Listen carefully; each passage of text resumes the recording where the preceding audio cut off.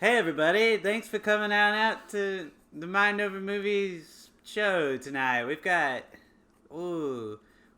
some cool, sexy people in the audience listening to this right now. Yeah, I see all of them. They're looking pretty good today, Isaac. Hey, the boys listening to this, they're mighty hot. They're so hot. Did I mention that I'm a hotness expert for the University of Hartsville? I'm not Isaac. No. I'm just a typical guy who assesses people of all sizes and shapes and I determine if they're hot or not. But I came here to the Mind Over Movies recording session, right? And I appraised your listeners, every single one of them, for being sexy. And God, they all are. Every single one of them. Even you, new person that hasn't listened before. Yeah. You're so hot. You probably came to this thinking you're just going to listen to two guys talk. But no, you're going to get compliments first. Because that's how we do it here. All right. Well, I got to get back to the university and go do some study about like the cure for cancer or whatever I do over there. I gotta leave. Send my co-host in when you leave. Hey guys, can I come back in? Yeah, come on in. Oh my gosh, it's good to be back. Yeah, Casey. I know that guy appraised our audience. I hope it's all good news. Yeah, it's pretty good. I hope the listeners aren't turned off by it. Yeah, the mole on my back is cancer. But anyway, let's talk about movies.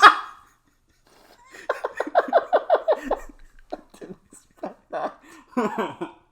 But anyway, yeah, let's talk about some films. Hey, you watched Dora this week or something, right? I watched Dora. Dora. No swiping. I watched Tora. A bit of an older movie. I think it was in the 70s. Can't remember the exact year, but I know it's the 70s.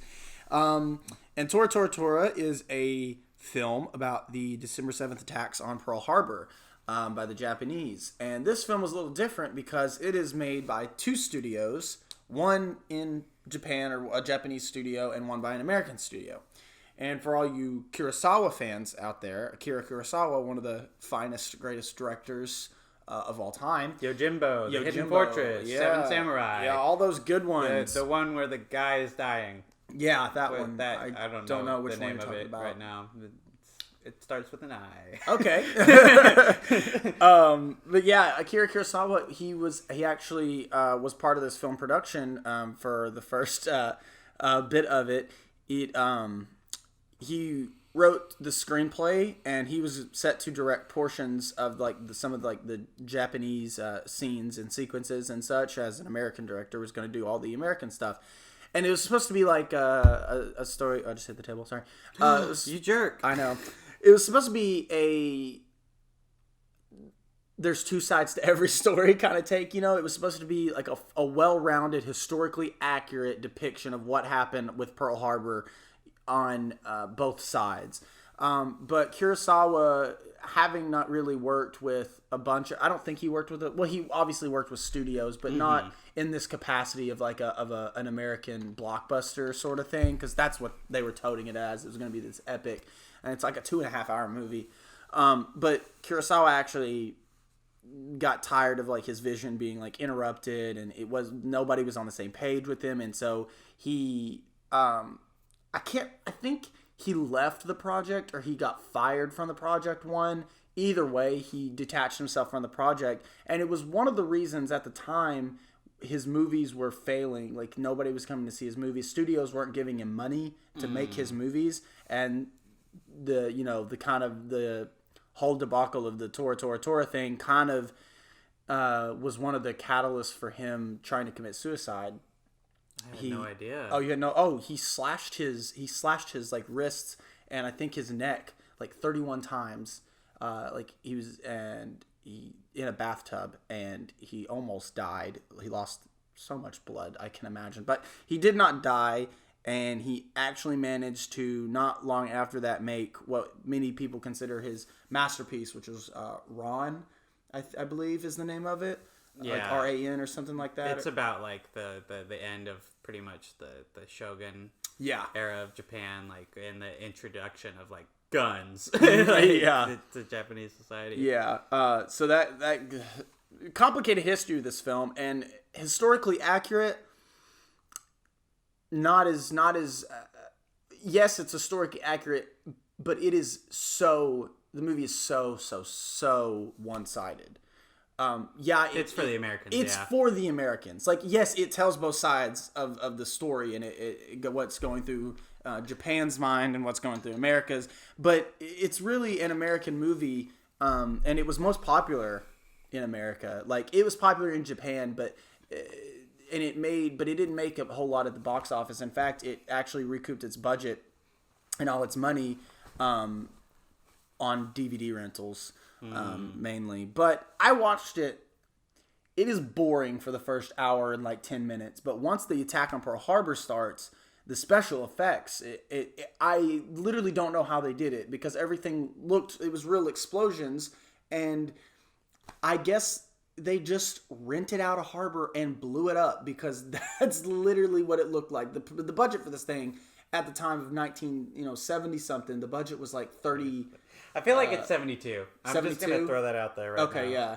Well, the budget is about $30 million, which, pretty huge for a movie at that time. And the sequences, like, of the Pearl Harbor attack looked great. It was, like, amazing, like, how they did it and stuff. But it's 1970, by the way. 1970. Oh, and I just saw your review, so I see where this is going. Yeah. But yeah, it's the ending.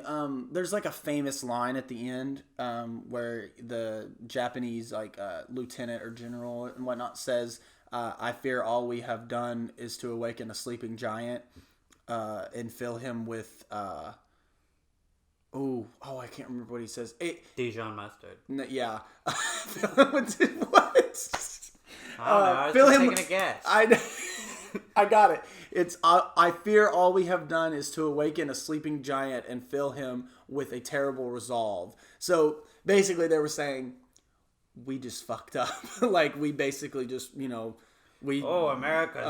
really gonna come in. Yeah. So it's very obviously kind of like for the American conscience of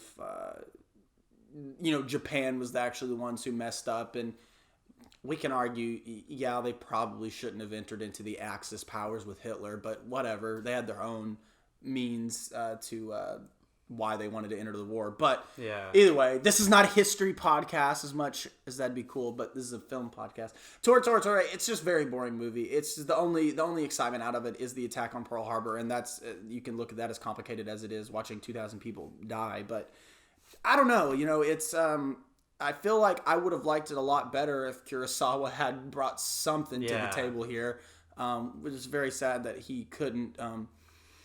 But I mean, it's I don't want to I just feel like based on real tragedy movies like this, especially Pearl Harbor movies, I don't know if there's any good ones, really. There is one. It's called From Here to Eternity. It had Frank Sinatra in it, actually, as a supporting character. Yeah, he was pretty prominent as an actor there for a bit, huh? Yeah, From Here to Eternity, it's a bit of an artsy movie, though, so it's considered high art, but it's really good. It's really good. No, I think the only examples that I know of really are, this and, Pearl Harbor. Michael Bay's Pearl Harbor, yeah. Which, I think that one is also very boring, but at least they, talk about,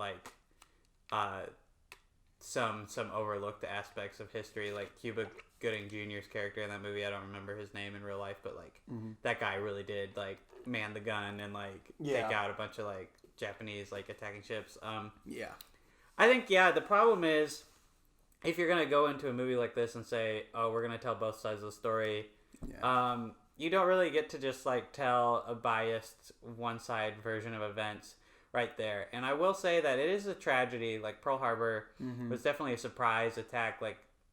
But even then, it wasn't that much of a surprise because FDR or someone got tipped off about it before. I'm not an expert on this. But I'm pretty sure FDR got like tipped off about it and had enough warning to like get people out of there. But it was like a tactical decision that... Yeah. So that's something that a lot of Pearl Harbor media ignores, is that the U.S. is complicit in the deaths of these 2,000 soldiers, which were essentially used as pawns to enter into the war. Surprisingly, this movie talks about that, though. Really? Like, the first hour and 10 minutes is the Americans going back and forth, deciphering. They break the Japanese code for the radio transmissions, and they warn the president, and they try to warn everybody else that there is an attack imminent. They think there's an attack imminent on Pearl Harbor, and basically they're like, there's not enough evidence. Because we had an American embassy in Japan, so we weren't just going to start declaring that Japan's going to attack us when we're trying to have good relationships with them. But there's a point in the movie when the attack starts, and one of the characters, the Americans, he's like, "You want proof?" He's like, "There's your proof." And there's like a bunch of ships like blowing up. And so yeah, it was a super big mess up on both sides, because with the Geneva Conventions, which is like the rules of war basically, Japan, you have to give notice before you enter into before you declare war on somebody. Japan sent a message to the White House, to wherever. It did not get to the White House. They didn't see it until 30 minutes after the attack had started. But they had planned for it to get there at 1, and their attack was going to commence at 1:30. Their attack commenced at 1:30, but they didn't get the note until like an hour later, and it's horrible screw up on both sides. It's just senseless, I think that's the number one thing that you can walk away from Pearl Harbor with. Is like, it was senseless killing, and it, in a war fraught with like senseless killing, that's just horrible. Another tragic example. And in no ways am I saying like Pearl Harbor shouldn't be seen as an American tragedy, but it's a tragedy in many regards, and like not telling that full story kind of does an injustice to the lengths as to which it is a tragic event in history. Yeah, definitely. So, speaking of tragic events in history, Christopher Nolan released Tenet this year. Oh, no. Oh, yeah, so you saw it? I did. I finally saw it. The movie that was supposed to bring everyone back to the cinemas. And let me tell you, if people had come back to the cinemas to watch Tenet, I think they would have fucking hated it. Really? Well, because... Okay, we're not going to jump into spoilers yet, but like... No, of course not. This movie is certainly up its ass with its shit. Like, it's... I don't want to be mean, because it's a pretty well-made movie, but...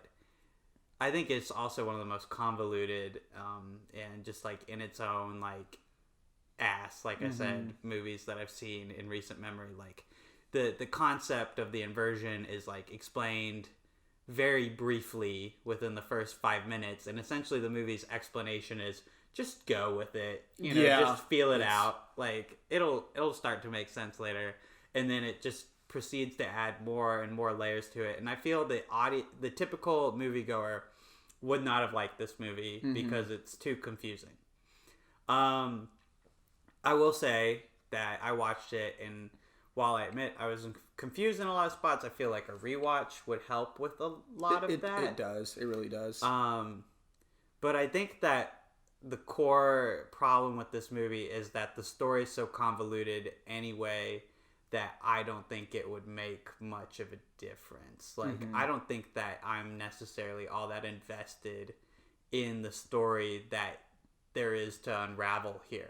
Like, I feel like it's been done in other movies a bit better. Like, I think Primer is the ultimate, like, time travel, like, and it's very confusing. You've got to watch it multiple times movie. And at least in that movie, like, when you rewatch it and unravel it, like, it's this pretty interesting story going on here. I think Tenet has been done in like smaller budget time travel, like time reversal movies, but I will say that it is one of the best shot action movies. like Hoytman, the sequences are amazing. Yeah. And especially when you reach the ending and you look back at like some of the sequences you saw before and like the changes that it brings to the whole movie, it's like, oh wow, that's crazy. So I will say Nolan is like a director of very bold ideas, but I don't think this was his best. And in fact, I would go as far as to say that this was maybe one of his worst movies. And I know that to a lot of Nolan fans, I take the L a lot because I don't even like Interstellar all that much. I think it's like cheap, a poor man's 2001. But I like the production in this movie, but I can't say that I care too much for the story, which really disappointed me because usually with Nolan, you can have it both ways. You know? Yeah. Just look at the Dark Knight trilogy, look at Memento. Like, he is a great screenwriter, and I feel like he's been losing his touch lately. I haven't seen Dunkirk, so I can't pronounce him. I think you would love Dunkirk. I feel like Dunkirk sounds more up my alley than this. I like this, and I admire the creativity that goes into a movie like this. But like, dude, I guess it really makes me angry that he endangered so many like people's lives by like releasing this and say like not giving anyone a safe option to view this movie. Like no one could watch it at home. Like you needed to go see it in the theaters.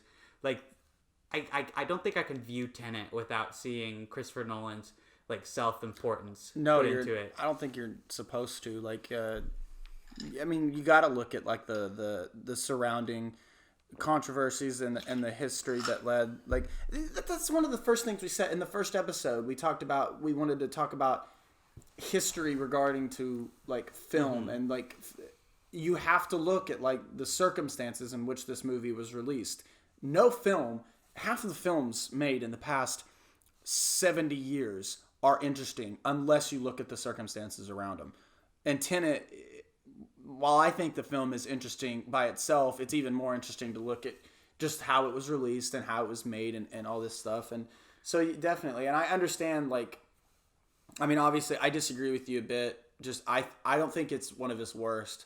I think of it, I hate you have to admit it's pretty mid though. It's mid, definitely it's mid. It's middling. But how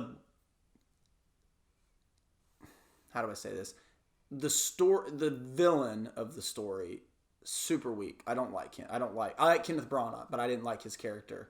Yeah, like the villain. Kenneth Branagh, like oddly underutilized in this one, and like I think the biggest problem with this movie is like the stakes are so confusing.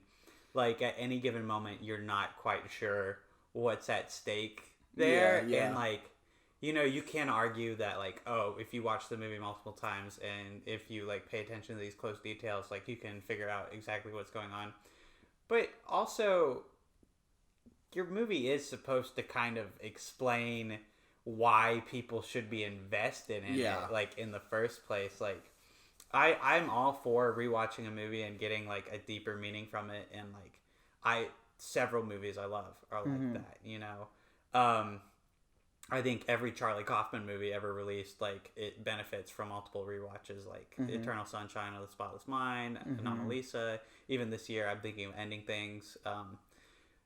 But this isn't like, it's not like that, because this is an action movie, and this is a movie where inherently people's investment is going to come from knowing what's going on, knowing what the stakes are. You know, as much as I like watching it, like this really insane airplane stunt, like if I'm not sure what it's all for, like, you know, it's kind of a hard time keeping my investment, and like not getting into spoilers or anything, but like the final action set piece, I think that's such a cool idea, what they're doing there with the like you know, the colors and the teams and stuff. But I don't know who they're fighting necessarily. I don't think there are even any shots to really establish who they're fighting. I don't really have a grasp on what the villain's plan is anymore at that point. Like, I think that's the thing, is by the end of the movie I realized, like, while it was all very cool and visually interesting and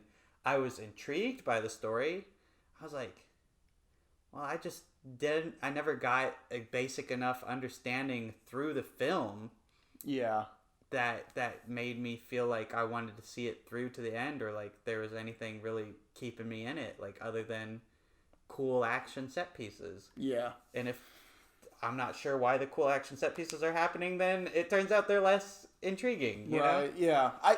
Here's the thing about Nolan. Nolan is one of those guys that combines high art and high concept. He's always been able to balance critics and audience approvals, because he just balances like the like there's always a deeper meaning like to his films that you can like pick apart, and you can for example, when we talked about The Dark Knight and about the post 9/11 kind of that America that he's symbolizing there, with Tenet, I don't think he could come up with a good enough story to mask his underlying like meaning and stuff. With Tenet, I dug into it. Do you know about the Seder Square? No, but that's the villain's name. Yeah. Well, the Seder Square is this like really old like rune that they dug up, and I can't remember where they found it, but it's people still don't know what it means because it's a palindrome square, and the words are Seder, opera, Rhodas, Tenet, and Arepo.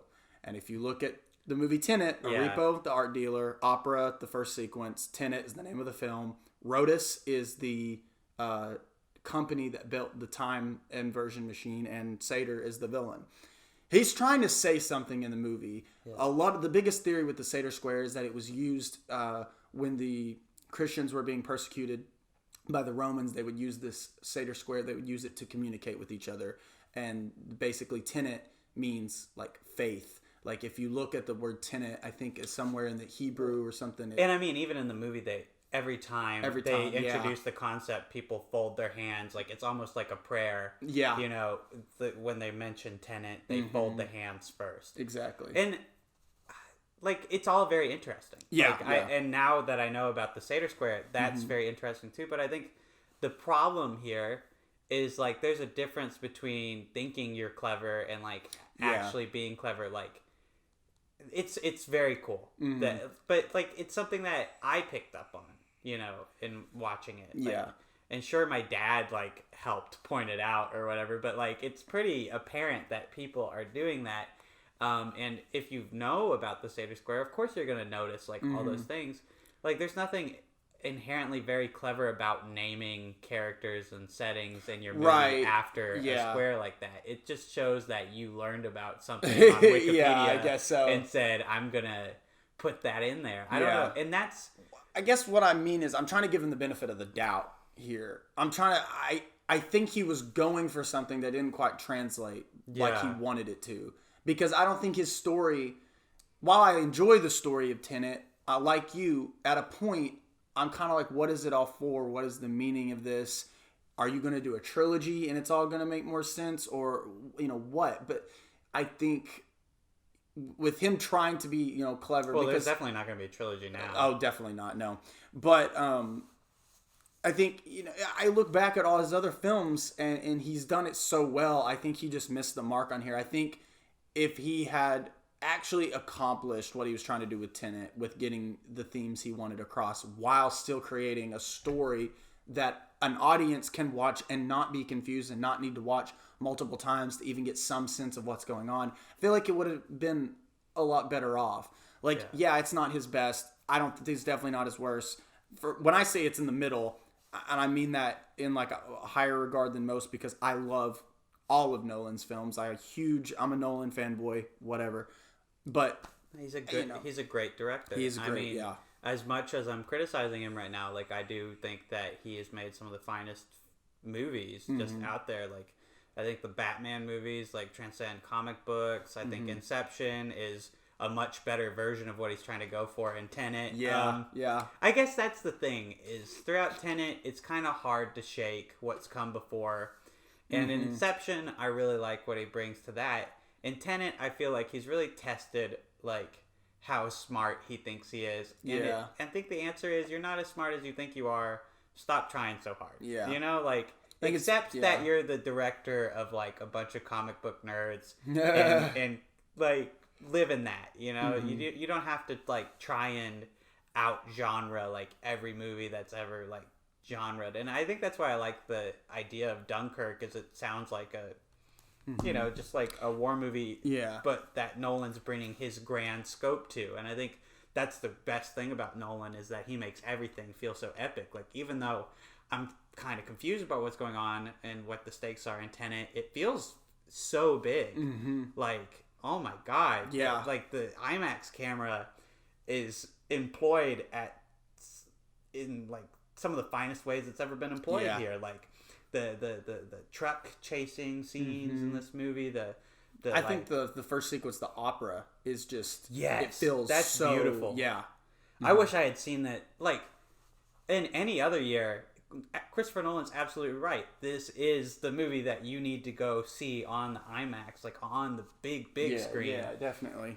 But again, like, the problem here is you could have just waited if you really think that's the experience that people need to have. And if you're going to release the movie anyway, put it on home video. You know, like, have a safe option here. You know, definitely. Every other studio this year was able to hold off on their big releases.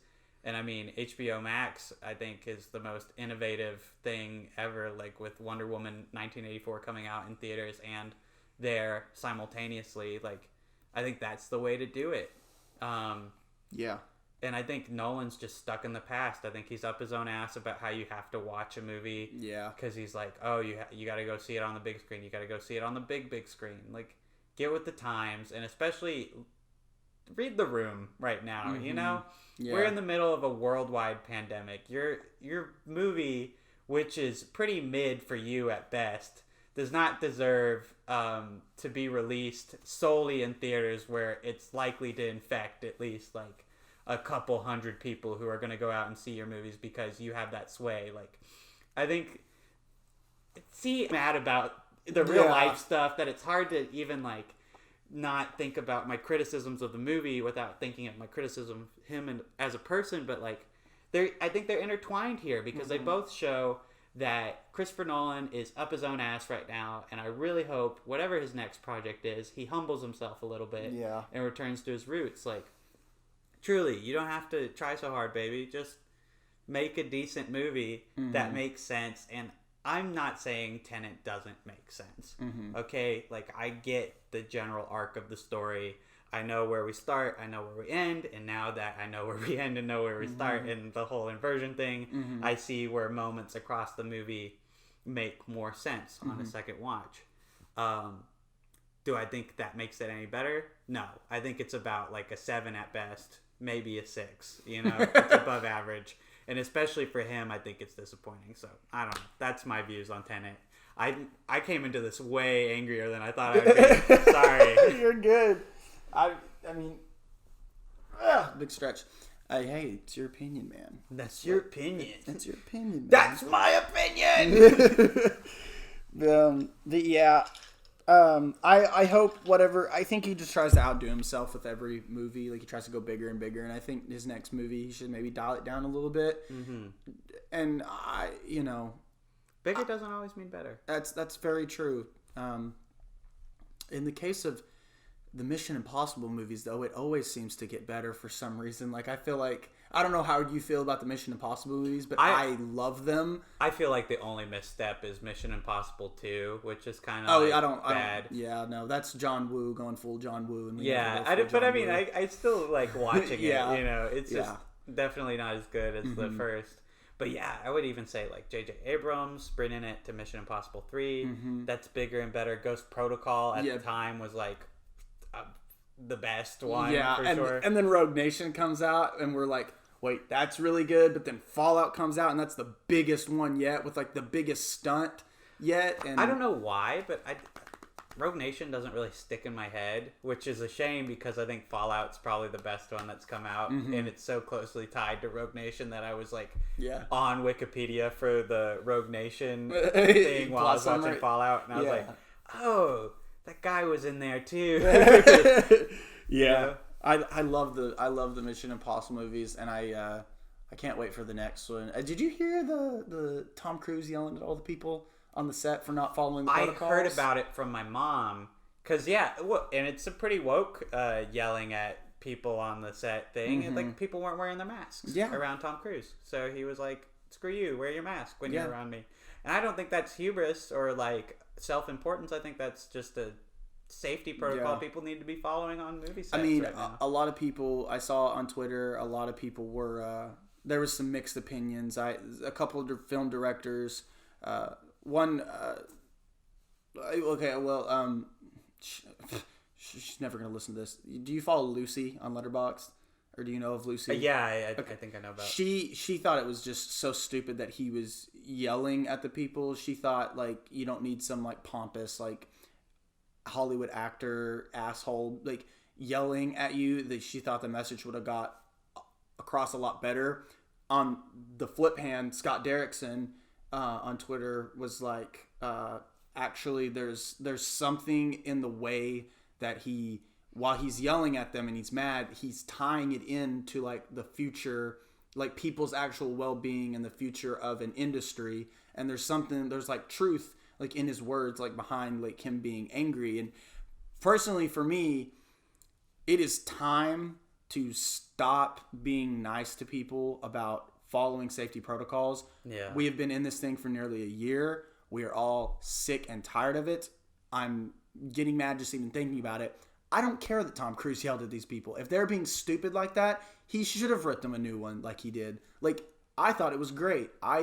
He made some solid points, like, even while he was, like, angry, like, yelling at them. Like, I don't think it's anything we should criticize him for. If anything, we should be criticizing the crew members that weren't following the protocol in the first place. I mean, how stupid do you have to be? Like, you're on it, like, and Mission Impossible movies are big. Yeah. You know that's a huge You're crew. around so many people. So many people. Like, how can you be so careless? I don't know. I think it was justified. And I definitely have noticed, like, these movies, like, if you're going to choose to continue shooting your movie, you really need to step up your safety protocols. Like, I was very surprised to hear that the Batman continued shooting, and then like a week later when people were like, oh, it resumed shooting, Robert Pattinson got COVID. Yeah. Like, clearly people on that set aren't doing yeah. everything they need to. Like, that guy admitted, like, oh, I kind of felt sick, but I still showed up to work. And it's like, you idiot. Like, yeah, why would you do that? Like, I mean, and it's not just about if you're feeling symptoms. Like, that's the thing. You can feel, that's the scariest thing about this virus is not having symptoms is a symptom of having COVID-19, you know? Like, that's just so crazy to me that we know everything we know about this, which we know a lot now because it's been a while. Like, back in March, I wouldn't have blamed you if you didn't know that it could be passed through, like, breathing and stuff, but we're veterans of this virus now. We know better. Like, that's simply the truth, is we know how it works now.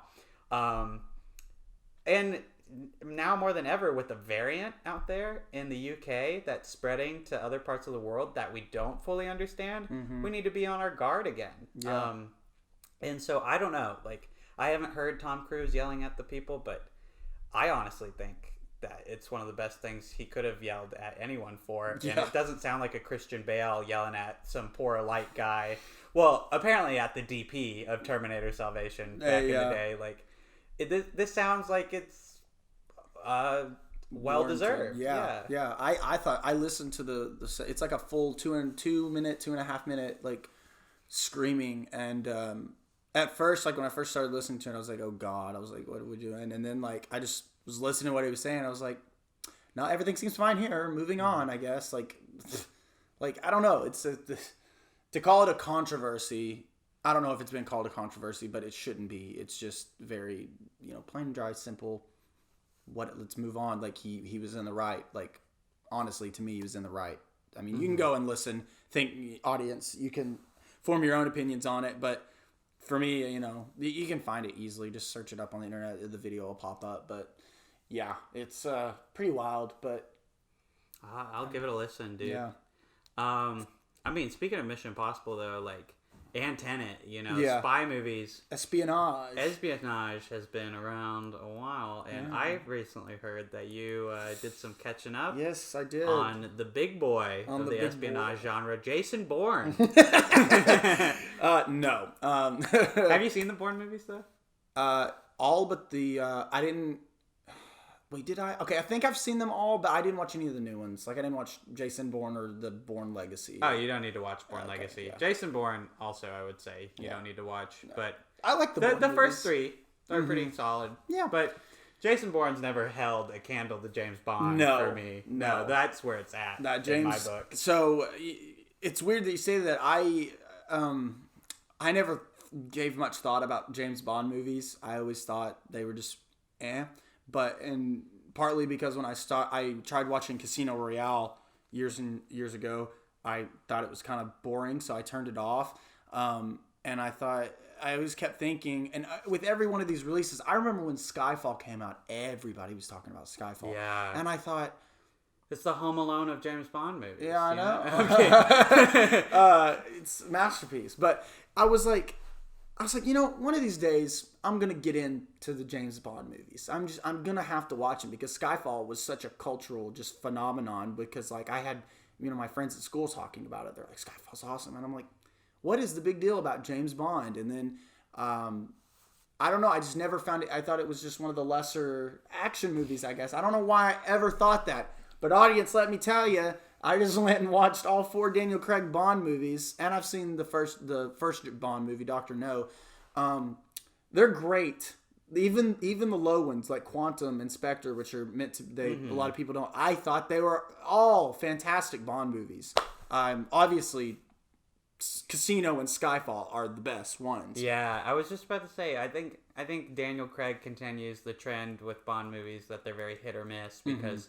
Quantum, I think, is a miss, and I even think Spectre, especially coming off of Skyfall's heels, is a pretty big miss. And if you've seen all of the James Bond movies, it's also just kind of a callback-y. I don't know. Yeah, like it's really trying to recapture like older James Bond movies, and I don't think it does it to the best effect. But like, man, like Casino Royale, like that is. I don't think it's just a really good James Bond movie. I think it's one of the finest action movies out there. Like, truly. Yeah. It's, every time I go into, like, a movie about poker, I'm just like, all right, how boring is this going to be? But the Molly's Game, such a thrilling movie. Oh, I haven't seen it yet. You haven't seen Molly's Game? It's so good. And it's just like, I can take poker and make it this freaking interesting. And then put Aaron Sorkin. You put Aaron Sorkin in charge. Aaron Sorkin in there. But and then Casino Royale, it's like a Bond movie where he plays poker against a bad guy. Most riveting thing I've ever seen. Like, it's amazing. It's amazing. It's really great. And I mean, that's the first ever James Bond story. Like, that was the first book that was ever written. That was the first movie. Well, it was an American movie that they made. It was Jimmy Bond, and it aired live on television. This is nuts. Like, back in the 50s, they bought the rights to Casino Royale. They aired it. They changed it from, like, Baccarat, which is the game that they play in the novel, to, like, Texas Hold'em or something, so Americans would understand it. And they changed James Bond to Jimmy Bond. It's really surreal because the character is so inherently British and like tied to British culture. But yeah, even Felix Leiter shows up and he's British now and he's like, "Oh, Coy Blimey, how you doing, Jimmy?" or something. It's been a while since I've seen it, but definitely the most interesting thing about it is it was filmed and aired live. So when someone gets shot in that, they're doing like a live special effect. And, like, that's happening in real time, like, for when it was being broadcast. Nowadays, it makes it look super bad. But knowing that, you can give it some slack and be like, okay. But this is definitely the best version of that story because, I mean, it trounces it. Like, it's not even close. Yeah. Like, this dumb American-made vignette back in the day versus Daniel Craig Casino Royale. Yeah. It's like, where's the crane scene, man? Yeah. Where's the freaking where's the machete scene, dude? Yeah. Where's the a little to the left, my balls? That's not how James Bond sounds, but this is how I do. Can I just talk about like that scene with the whip and his private area? Sound like an 8-year-old private area. I'll just say it. His balls. His no-no square. His no-no square.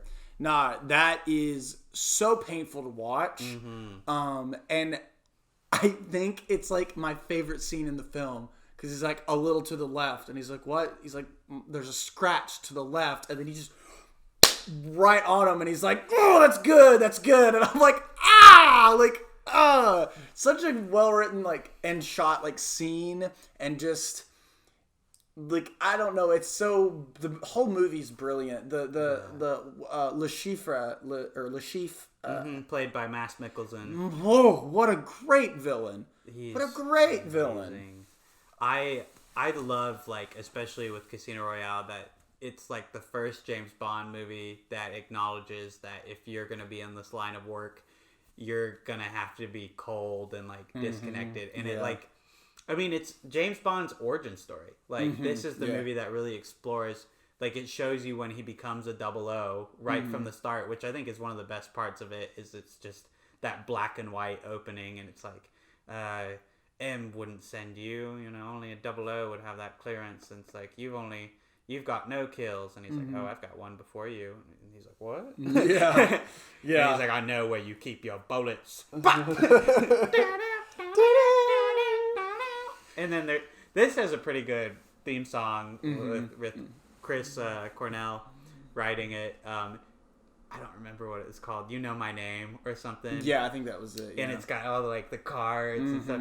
This is just the Casino Royale gush time. Yeah. Sorry. No, don't worry. We'll get to Skyfall in a minute and yeah. gush about that one.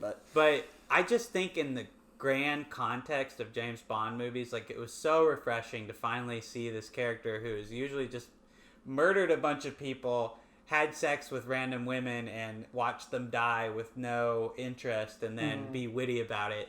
You know, to finally see him at his coldest, and yet his most human, because Vesper Lynn in this character, I think, is the ultimate Bond girl. Best Bond girl. She's the only one that's ever, like, really mattered. Like, her death in this movie, like, is so important to the character, and I know that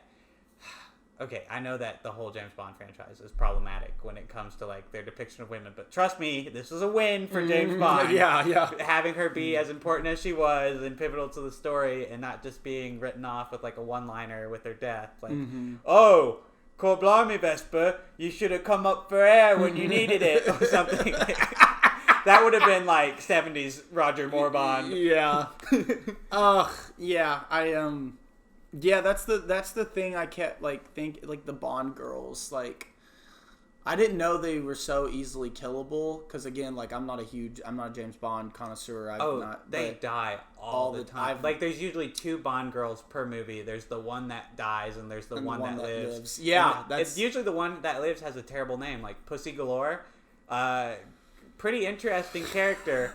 Terrible name. There's also Octopussy. Yeah, okay, what the freak, dude? What the frick, man? That Octopussy is just one of the worst movies. Why? I saw that on TV and I thought it was one of the porn channels. No. And I was like, what? It's a James Bond movie?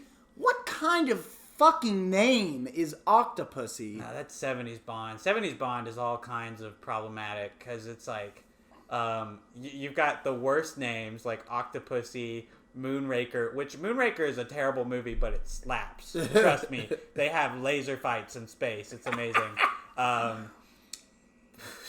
Sorry, just thinking of Moonraker right now. It's like their Star Wars wannabe James Bond movie. But, like, Octopussy is, like, hella problematic. It's got, like, Indian characters with, like, bladed yo-yos and stuff. Oh my it's like, god! And then there's, like, Live and Let Die, which is, like, a Mardi Gras, like, James Bond movie, and, like, the villain is, like, a black voodoo guy. I don't think I want to watch the other James Bond films. No, okay. I would recommend.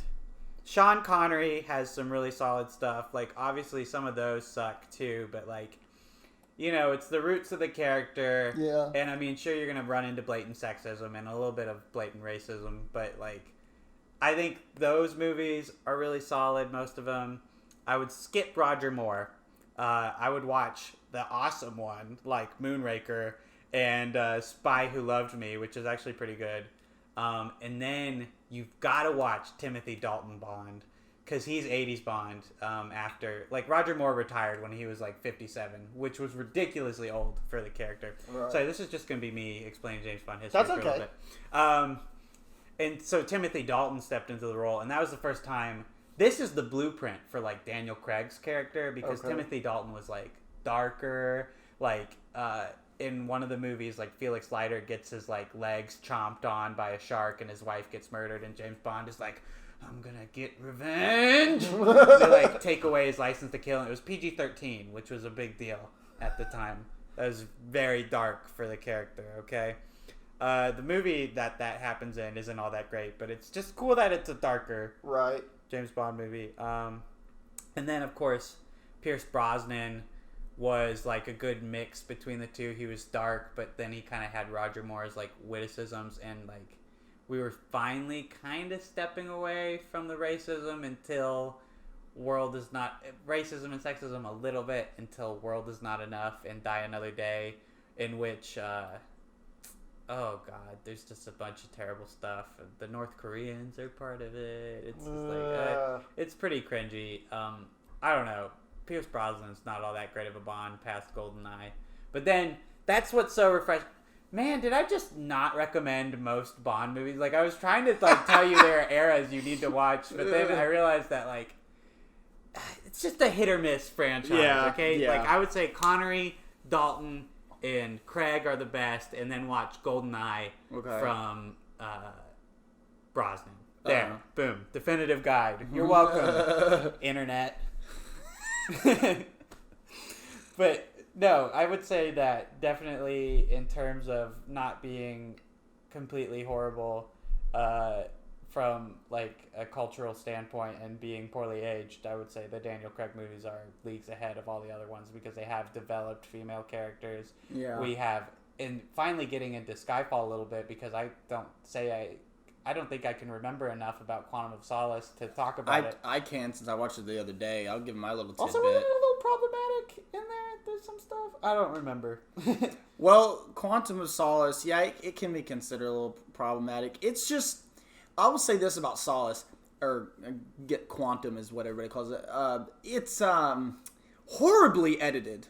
Yeah. Horribly edited. Well, it was made during, like, the big writer's strike of, like, 2009 also. Right. So, like, the script was, like, super unpolished. That shows. The script is super unpolished. But I think the worst offense is the editing. Because what I liked about Casino Royale's action is it was fast-paced, but it didn't include 85 cuts in a minute like the Bourne movies did. Like, you could see what was happening. You could tell what was going on with the action, and it's still, like, fast-paced and it's hitting you and everything. Quantum, the first sequence, which it has a great cold open, but the first sequence with the car chase, there's like a cut every second. Every second there's a freaking cut, and you cannot tell what is going on at all. It's so disorienting, and the whole movie is like that. Yeah. Shootouts with the camera angles, where the cameras are placed, cutting to different camera angles. I cannot tell what is going on at all. I don't know who's dead. I don't know if Bond still has his head attached to him, because there's, like, bullets flying everywhere, and the camera is cutting to just the weirdest angles. The editing, I'm telling you, it's ass. It is absolutely ass. That's the worst editing of any Bond film. And I was like, please don't let Skyfall have this, like, rush, just this choppy, just sickening editing that this one did. Because that to me was, like, Quantum's, like, downfall. The story was a little unpolished, and while the action was good, you couldn't tell what was going on half the time. I do want to remark, like, in terms of the story, like, I think that's usually what people are so disappointed by, because this was supposed to be a direct sequel to Casino Royale and really wrap up, like, a lot of things that were brought there. And I think there's a reason why people don't really remember what happened in Quantum of Solace, because like the Casino Royale element of it is, like, really weak. Like, you know, there's, like, one little bit about Vesper being like you go and visit the person who betrayed her at the end, like, very briefly. And, like, the intro of the movie kind of ties into, like, Mr. White and, like, the stuff that happened at the end of Casino Royale, but, like, as a whole, it's just not a very good direct sequel. It's not a very good original story of its own. I mean, I watched it a couple days ago, and I still can't remember half of the crap that happened in it. So I think I've watched it like 3 times in my life, because I think the Daniel Craig movies I've watched the most out of any of the other ones, and I couldn't tell you. Yeah. Oh, and GoldenEye. I've watched GoldenEye a bunch. I can't stress enough. GoldenEye's solid. GoldenEye is done by the director who did Casino Royale? Casino Royale, Martin Campbell. Yeah. Who went on to do the new Green Lantern movie, so I mean, great track record. Oh, that's so sad. That is sad. Oh. But, so Quantum of Solace was a bit of a misstep, but then they did Skyfall with Sam Mendes. Oh! Dude. Someone just, whoa. Oh. Who's in here with Casey right Sorry. now? Skyfall what he's having. was... Oh, man. I will never... Oh, hold on, I'm stretching. Okay. Sorry. He's not... It's not what it sounds like. Skyfall was such a delightful surprise for me, because I was really hoping, after all the hype that I've gotten around it for years, and about it being, you know, the definitive, like, Bond, like, experience, and, like, sort of like a good finale, was not let down. It is so good. It is the best. I'm going to say it's better than Casino Royale, simply because its villain is, I think, way better than Le Chiffre. Like, Le Chiffre was already really hard to top. I think Silva did a phenomenal job of replacing Le Chiffre as my favorite Bond villain so far. Is that a hot take? I thought Javier Bardem did amazing. It might not be that big of a hot take. I feel like it's kind of a hot take for me. Like, I like the Skyfall villain a lot. Like, I thought, like, at the time especially, like, I hadn't seen Javier Bardem in anything else. I was like, oh wow, this is great. But people have very fairly pointed out that they're trying to do like a rip-off Joker thing, like down to the point of him being captured and having everything planned, which is ridiculous in the world of the movie. Like, how could you have possibly like planned all that? Like, you saw The Dark Knight and you're trying to do that, right? And I don't know. I just think that Le Chiffre is a little bit more interesting in my book, but like I think I'm just being harder in my head on it than I need to be, because I think Javier Bardem does really bring his all to that role, and I think that Silva's great. I think the weird look I was giving you, I was just like scrutinizing between the two, like which do I like more, and I think the answer is still Le Chiffre, but I do like Silva a lot, and I mean, he changes the franchise forever. He gets M, dude. Yeah. By the end of the movie, he's killed her. Our favorite, our Judi Dench, our queen, she's dead. I love about the newer James Bond movies that they finally changed that character to someone that you actually care about. Because in all the older ones, M is just some random dude that you don't give a shit about. And then suddenly, like in GoldenEye, it changed to Judi Dench, and she was so amazing that she got to survive the reboot. Like, no other character got to be brought back on. Not even like fucking James Bond, the actor playing him, got to come back, but Judi Dench just got to like be M again. It was like, okay, okay. I'm down. Yeah, I think she's great as M, and especially what I think is so like, okay, and yes, they did kind of rip off the Dark Knight's plot point with the Joker wanting to be caught and everything, but the sequence immediately coming after that, where he storms into the courthouse, like, that is just an amazing, thrilling sequence. And like, it's the movie Skyfall is so dark and just like really gritty. Oh, I just love everything about it. It's cold open. The Bond girl, the villain. Moneypenny is a character that used to exist in older James Bond movies, just like kind of like a ditzy secretary, and so it was really nice to see Moneypenny like come back and like be reinvented like this. That character really needed it. And Q, love Q. If you watch just gonna talk about how these characters have changed over the years, but like Q used to be like pretty much Judi Dench's role back in the older movies. Like, Q was always the same actor in the older James Bond movies, so even though the actor of James Bond would change, this older guy would come back. And then he passed away in the 90s, and they tried to bring him back in like the last Pierce Brosnan movie, and it didn't really work. So it was nice to finally see him come back in some form, and he's this younger guy, which that's a like long-term James Bond fans are like, oh my god, he's a young guy now. Yeah, because he used to just always be like the random old dude. Right. In, like, the movies. Like, I think it works though. It's fantastic. Capacity. It's amazing. I loved it. Yeah, no, I'm glad. What I love about Skyfall is that it pays homage to like those older James Bond movies without betraying itself and without compromising the movie and the story that they're telling. Yeah. In Skyfall, like it's just a solid movie on its own, and then on top of that, it's a great James Bond movie. You know? Yeah, definitely. I was so pleasantly surprised with it, and I knew it was really good because I was thinking about it like the morning after I watched it, and I was thinking about it all day, and I was like, damn, like that's just a great movie. Like in general, like I don't know. I can't gush about Skyfall enough. If y'all haven't watched, well, you gotta gush about one thing before you like give it the recommendation. You gotta gush about Roger Deakins coming on board, because I think that's the first time I was ever aware that cinematography could be like done by one person. And like I don't know, Skyfall is what made me aware of the DP job, because I walked away from it thinking like that's the most beautifully shot movie I've ever seen. Like with the blue billboard in the background, and they're like fighting on the top floor of that building. I was like, oh my god. Yeah. That sequence is really, really nice. I think of the opening, the train fight, that whole sequence, the way it was shot was super. I don't know. It was super. I don't know. I just liked the way it felt grand. It felt grand, and it felt. I don't know. It was just, I just love that first sequence, and I was like, whoa. And just like I could tell it's got Roger Deakins' name all over it, and even Spectre does with that, the opening one shot in Spectre, and they're both shot great. But Skyfall, all the elements, the screenplay, the acting, the cinematography, everything just came together very, very nicely, and it's a great Bond film.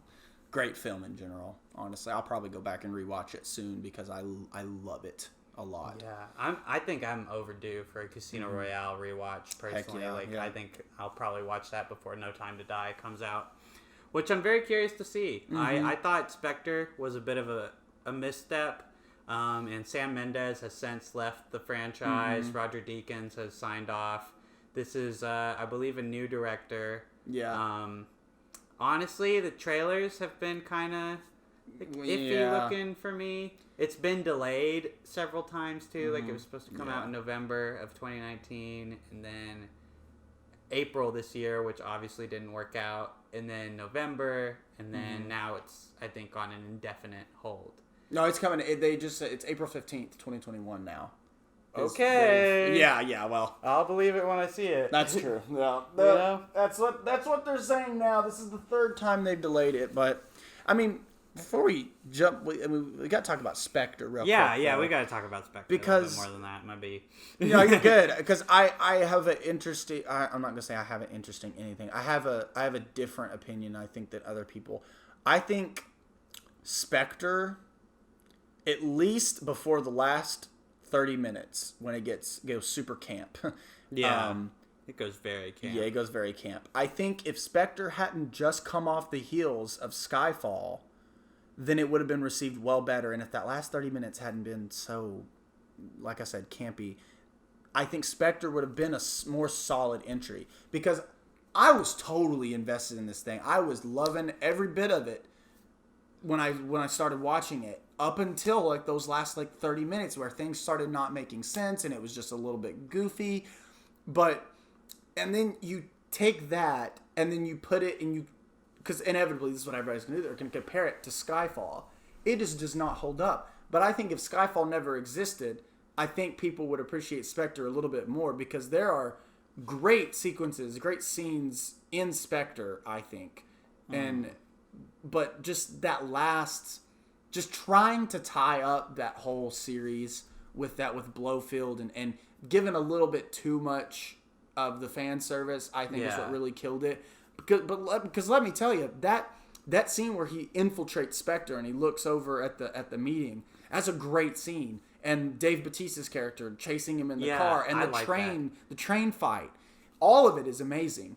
And even the what is it, the hospital in like the Alps or whatever, the snowy mountains, that's an awesome sequence. But just that last 30 minutes, it doesn't do it for me.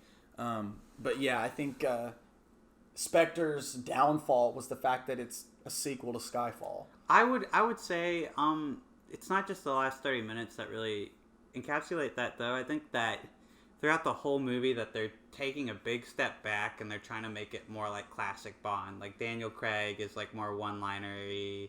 Like he even asked for the martini shaken, not stirred. Yeah. The Bond girls are kind of back to basics. Like there's the random like wife of some random guy that he's trying to get at, and who gets killed later or betrays him. I don't even remember. Oh, she doesn't even die in this one. She doesn't die in this one? She gets rescued by the American CIA. Oh, or American MI6. Okay, good. Yeah. But, you know, just kind of forgettable, lack of development again there. And I don't know, dude. Like, classic Bond is good. Like, I like classic Bond, but I think that time for that kind of movie has ended, and incorporating a whole bunch of classic Bond stuff and being as fan servicey as this movie was, it just didn't really do it any favors. It kind of has Into Darkness syndrome, which is like, ooh, remember these cool things from the past? We're gonna bring them back, and like, not only will modern audiences be kind of confused by a lot of things that they're doing, but like, in the story itself, it again, like when you do a twist, like, make sure that it actually has something to do with the characters in your movie. Like, Christoph Waltz being... I said Christopher Waltz. Yeah. Christoph Waltz being Blofeld means nothing to Daniel Craig's James Bond. Mm-hmm. It means nothing to him. All it means to anyone is that people who watch, like, Sean Connery Bond and George Lazenby Bond... Oh, yeah, watch On Her Majesty's Secret Service, too. That's, like, a great one. Okay. Blofeld is just a character that's existed in Bond lore for a while, so all it does is, like, any long-term James Bond fan will go, oh, wow, it's Blofeld.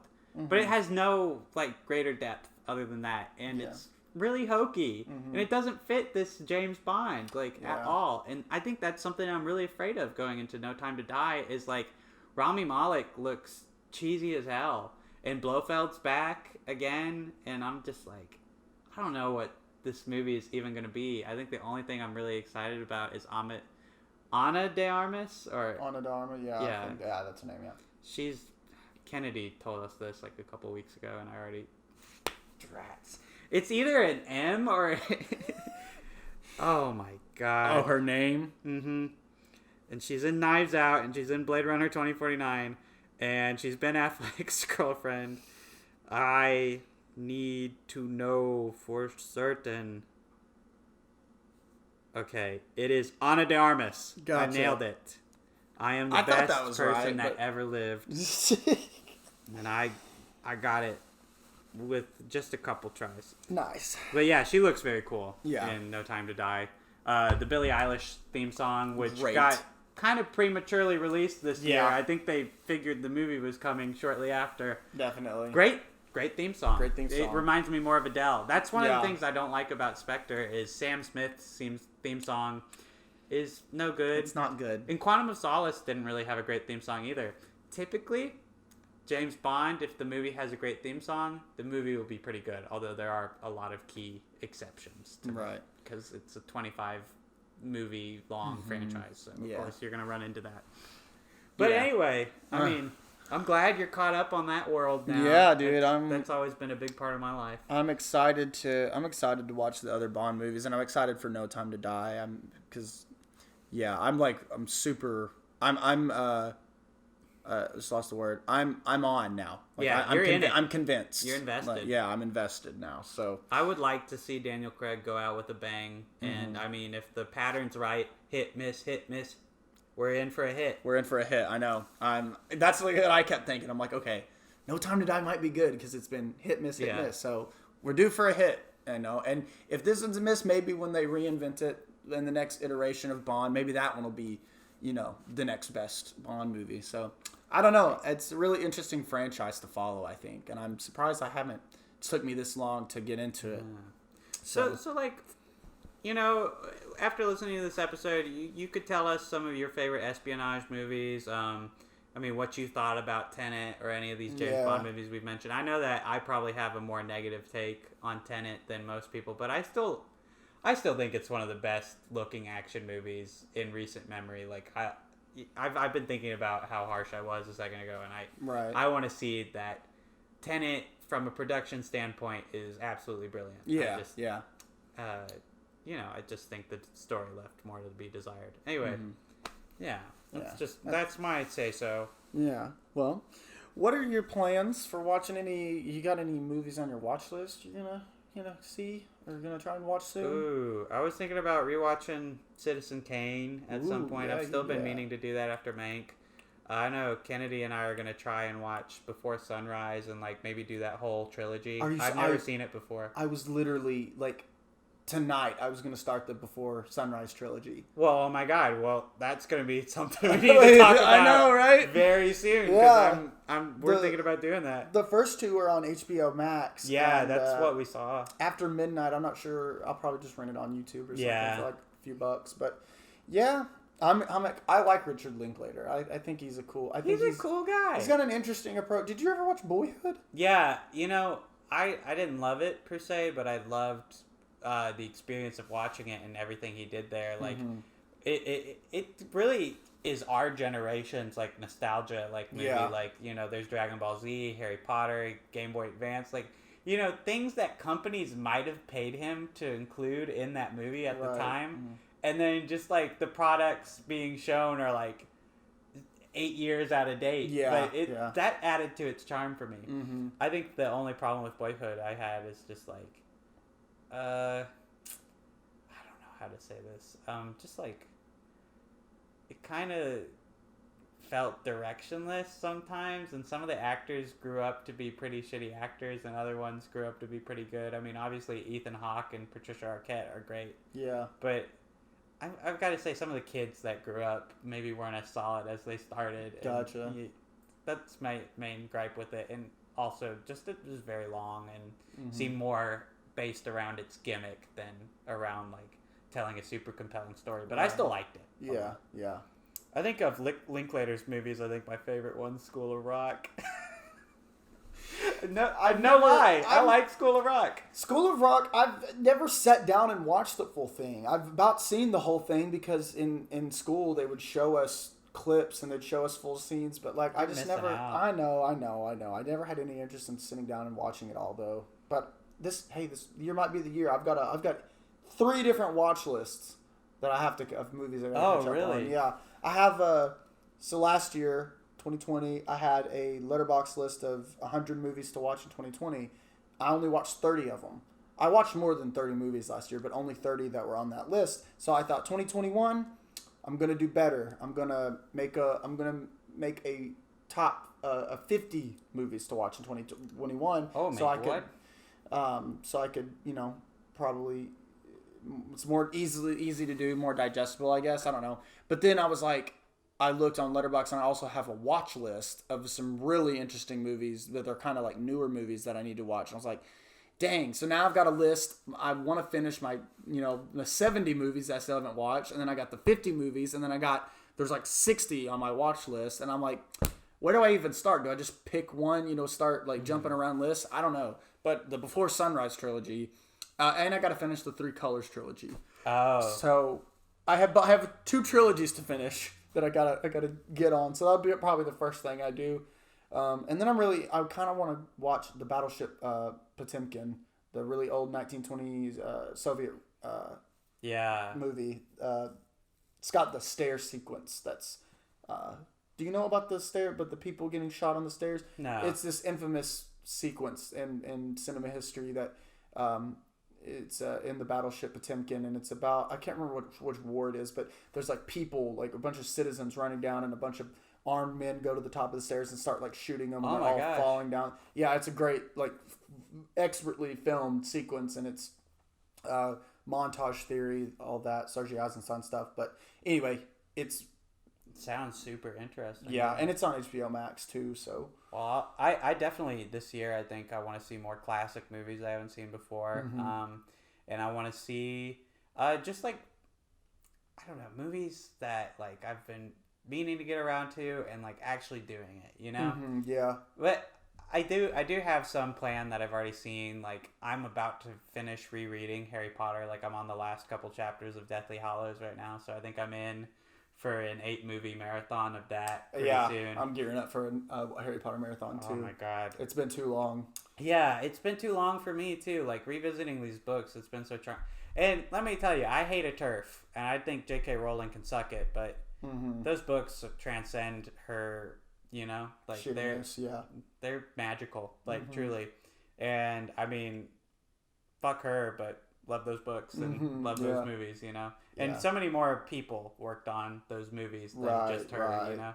And it goes to show a lot that the shitty Harry Potter based movies, aka the Fantastic Beasts ones, were the ones actually written by J.K. Rowling, and the other ones are just like, you know, like she didn't write them; she just consulted on them, and they're good, you know. Yeah, totally. Although I will be curious to see if they're like very good adaptations though, because you know, if I remember correctly, as a kid, like the Harry Potter movies leave out a lot of important stuff from the books, so I would be specifically keen to see. The whole elf thing in the kitchen with Hermione. Yeah, like Hermione's spew thing, like advocating for house elf rights, like that never gets mentioned in the movies, and like one of the maybe this is like a whole Harry Potter episode at some point, but you know, just all of like the interesting like civil rights or like wizard racism topics don't really get addressed in the movies, and that's just a shame. Yeah, like they touch on the core concepts of it, but they never get into it, and but they're more interesting. Oh, excuse me, I'm yawning. They're interesting in the books. Yeah, and they never get brought up in. I mean, mind you, I've only read to book 5, but still, like. I don't know. It's a shame they weren't put in the movies because any of those directors could have handled that. Hey, you know what? Tell us. Do you want us to do a whole Harry Potter episode? Dude, we will. We will. Yeah. You know what? You don't even have to tell us. We will. Yeah. It's coming. It's coming. Just like the Joker episode. It's coming. Yeah, Joker episode, Harry Potter episode. Harry Potter might happen soon if we watch those movies soon. Yeah, dude. We might have to rank them even. Ooh. Okay, yeah. Hey, tune in to Mind Over Movies, baby. We're gonna have some cool stuff coming. Good old Harry Potter ranking. Yeah, I'm in the. Oh, I don't know if I want to say this right now. You might actually behead me live on the podcast. I have never seen the third Lord of the Rings movie. Goodbye.